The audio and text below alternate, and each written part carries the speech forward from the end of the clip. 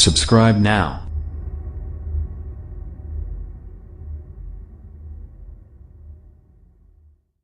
Xiaomi Redmi 5 Plus smartphone was launched in December 2017. The phone comes with a 5.99-inch touchscreen display with a resolution of 1080 pixels by 2160 pixels at a PPI of 403 pixels per inch. The Xiaomi Redmi 5 Plus is powered by 2 GHz octa-core Qualcomm Snapdragon 625 processor and it comes with 3 GB of RAM. The phone packs 32 GB of internal storage that can be expanded up to 128 GB via a microSD card. As far as the cameras are concerned, the Xiaomi Redmi 5 Plus packs a 12-megapixel primary camera on the rear and a 5-megapixel front shooter for selfies.